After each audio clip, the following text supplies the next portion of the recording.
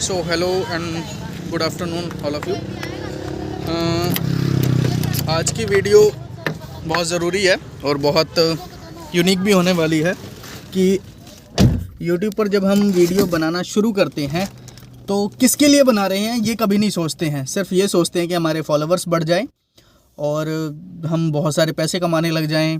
इस तरह की चीज़ों को सोचकर हम YouTube पर आते हैं हमेशा, या इन्फ्लुएंस इसी चीज़ों को देखकर होते हैं।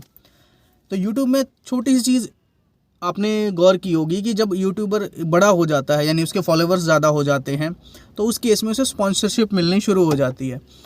उसे स्पॉन्सरशिप मिलती है कंपनीज से और बहुत सारे ब्रांड से जो उनके साथ कोलैब करना चाहते हैं या वो अपनी प्रमोशन करवाना चाहते हैं। एनी हाउ, इसके लिए सबसे इम्पॉर्टेंट जो ख्याल रखना चाहिए हर यूट्यूबर को, या जो स्टार्ट आज कर रहे हैं, अभी स्टार्ट कर रहे हैं, कुछ करना चाहते हैं, उनको क्या याद रखना चाहिए हमेशा कि आप जो कंटेंट बना रहे हैं, आपका इंटरेस्ट तो मैटर करता ही है कि आप किस इंटरेस्ट से हैं, मतलब बना क्या रहे हैं। सपोज़ ब्लॉग बना रहे हैं या टेक में है या एंटरटेनमेंट में है या एजुकेशन में है, ये भी बहुत इंपॉर्टेंट रोल प्ले करता है कि आपकी जो फॉलोअर्स हैं वो किस एरिया से है। मतलब वो सिटी वाइज भी कैटेगराइज कहीं ना कहीं होता है कि आपकी वीडियोस कहाँ देखी जा रही है या फिर किस एज ग्रुप के लोग देख रहे हैं, या टियर 1, टियर 2, टियर 3।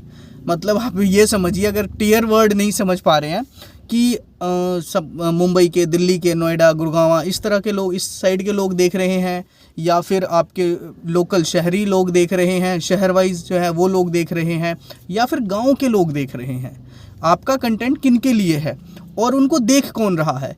ये दोनों चीज़ें ना बहुत एक दूसरे से आपस में कनेक्टेड है, ना कि सिर्फ फॉलोअर्स के नंबर्स। कि आपको लगेगा कि बहुत सारे हमारे पास फॉलोअर्स हैं, हमारे मिलियंस में फॉलोअर्स हो गए हैं, तो अब तो हम बहुत कुछ कर लेंगे या बहुत कमा लेंगे। देखना, एप्रिसिएशन मिलना और आपका कंसिस्टेंसी के साथ एफर्ट करने के साथ साथ आपका जो वीडियो कंटेंट है उस पर डिटेल में ये वर्ड डालना ज़रूरी है, या इस पर ध्यान देना बहुत ज़रूरी है कि आपका जो वीडियो है वो किन लोगों के लिए बनाया जा रहा है और उस पर लोग कितना फोकस्ड हैं, उस फोकस्ड के साथ उस पर वर्क कर रहे हैं या उसको उस पर वर्क कर रहे हैं। नेक्स्ट पॉइंट है, तो सेकंड पॉइंट है हमारा कि हमें अपने ऑडियंस पर पूरी नज़र रखनी चाहिए कि उनको क्या पसंद है, आजकल लोग क्या देख रहे हैं। वो कैसे पता लगेगा?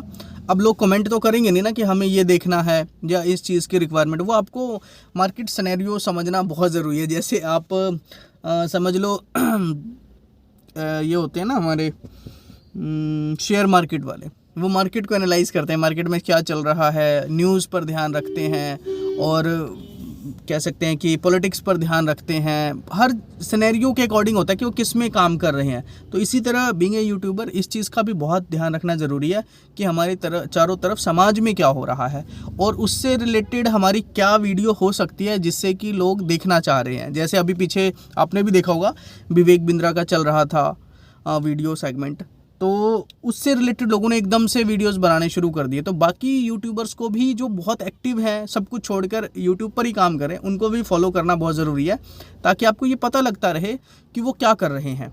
और लगभग मतलब उसी पैटर्न पे कह सकते हैं या उन्हीं टॉपिक्स की बात है, उन्हीं टॉपिक्स पर वीडियो बनाना ज़्यादा बेटर रहेगा।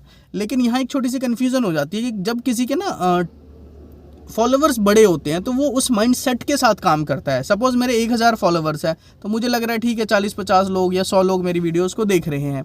वही किसी के 1 मिलियन है तो उसको हाइक देने के लिए या उतनी माइंडसेट को फुलफ़िल करने के लिए आपको बड़ा प्रोजेक्ट लगाना पड़ता है, बड़ा करके दिखाना पड़ता है। तो कई बार छोटे जो यूट्यूबर्स होते हैं वो नहीं कर पाते हैं। अब इसको इस तरह से समझ सकते हैं कि आपको 10 लोगों के लिए पार्टी अरेंज करनी है कहीं, तो आप छोटा सा रेस्टोरेंट आपके माइंड में चलेगा और उसी को देखते फिरोगे आप, और उसी को एक छोटे से बजट में ही करना चाहोगे। लेकिन जब वही 1 लाख लोगों के लिए आपको बहुत बड़ा कुछ पार्टी ऑर्गेनाइज करनी है तो आप हर चीज़ ना फिर बड़े माइंडसेट से करना शुरू कर दोगे कि आपको बहुत बड़ा पहले तो एरिया चाहिए, उतनी सिटिंग चाहिए, उतने लोगों के लिए पार्किंग चाहिए, तो डिमांड अपने आप ही बदल जाती है आपकी। तो हम बड़े को देख के छोटा जो है ना वो फॉलो करें, वो भी कहीं ना कहीं गड़बड़ है। बट वो क्वालिटी ज़रूर मेंटेन कर सकते हैं। बड़े में एक ये भी प्रॉब्लम रहती है कि क्वालिटी मेंटेन करने वाली। तो यहाँ हम अपने वीडियोस में, चाहे हमारा ऑडियंस सेगमेंट है, क्योंकि हम यहाँ पर फंड लगाना नहीं चाहते हैं और लगा के लगता है कि एकदम से शायद कोई फ़ायदा भी नहीं है, बट कंटेंट वाइज ना हम जा सकते हैं कि जो लोग 1 लाख लोगों के लिए पार्टी कर रहे थे उसको हम 10 10-10 लोगों में या 100-100 लोगों में डिवाइड कर सकते हैं, मल्टीपल बहुत ज़्यादा क्वांटिटी बढ़ा सकते हैं, जिससे हमारी वीडियोस बनती चली जाए। तो किसी ने एक 20 मिनट की वीडियो बनाई है सपोज, और वो टॉपिक करंट अफेयर में अभी बहुत अच्छा वायरल चल रहा है, हम 20 मिनट की बनाएंगे ना, कोई नहीं देखेगा। बट हम अगर 5-5 मिनट की बनाएंगे ना, तो ज़रूर उसमें से, क्योंकि हमें तो टाइम या एडसेंस में ही जाना है अल्टीमेटली, तो हम उसको ब्रेक कर करके बनाएं तो वो ज़्यादा बेटर है। उस केस में हमारी वीडियोस लोग देख ही लेंगे, एटलीस्ट 3-3 मिनट 2-2 मिनट तो देखना पसंद करेंगे ना। तो यूट्यूब को समझना ज़्यादा ज़रूरी है कि क्या हो रहा है। जो बिल्कुल बड़े लेवल पे पहुंच गए हैं वो समझने की उन्हें शायद अब ज़रूरत नहीं है, उनको पता है कि हाँ अब क्या चल रहा है, और उनकी नज़र भी है हर चीज़ों पे। वो शायद अपने कोर्सेज़ में बताते हो ना बताते हो, आई डोंट नो, बट हमें चारों तरफ अपने आँख कान नाक खुले रखने चाहिए, ताकि यूट्यूब को हम अच्छे से समझ सकें। अपने यूट्यूब पर जो ऑडियंस है, या हम बीइंग ऑडियंस जब हम जा रहे हैं, तो हमारा क्या हो रहा है, हम क्या सर्च कर रहे हैं, या हमारे सामने क्या आया, हमने टाइम कहाँ स्पेंड किया। अगर हम यूट्यूबर नहीं हैं तो 10 लोगों को आप फ़ोन लेके देख भी सकते हो, पूछ भी सकते हो। जैसे कोई ऐड चलती है तो आपने सुना होगा, बहुत एक वो वायरल चल रहा था ना कि क्या चल रहा है, तो फॉग चल रहा है, तो रिलेटेड तो उससे हो, आपकी वीडियो थंबनेल वैसे हों, तो लोग उस पर रुकेंगे, फिर भी एक क्लिक तो करेंगे। आपका कंटेंट अच्छा होगा तो ज़रूर देखेंगे।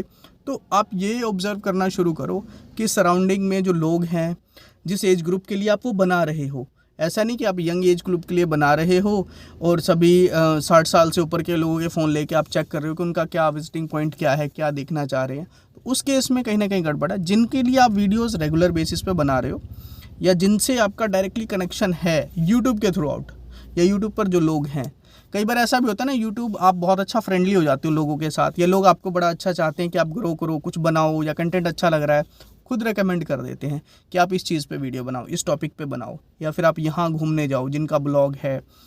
स्टूडेंट टीचर के केस में ऐसे होता है कि स्टूडेंट डिमांड करता है कि हमें इस टॉपिक को समझना है, या जो ब्लॉगर्स होते हैं घूमने वाले, उनसे उनके फॉलोअर्स डिमांड करते हैं कि आप इस जगह पे घूमने जाओ। तो ये डिमांड जब तक नहीं आ रही है ना, तब तक खुद की तो आँख नाक कान खुले रखें, हम खुद तो अपने आप को इतना एक्टिव करें कि समझ पाएँ कि क्या चाहिए, ताकि कल को वो डिमांड कर सके। या फिर अपनी वीडियोस में ये भी बोल सकते हैं हम कि आपको नई वीडियो किस टॉपिक पे चाहिए, आप कमेंट करें। ये सबसे अच्छा सोर्स है।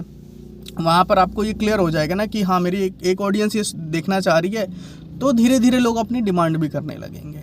तो यूट्यूब पर इसी तरह बने रहें, यूट्यूब को समझें और यूट्यूब पर ग्रो करें। Thank you for watching this video.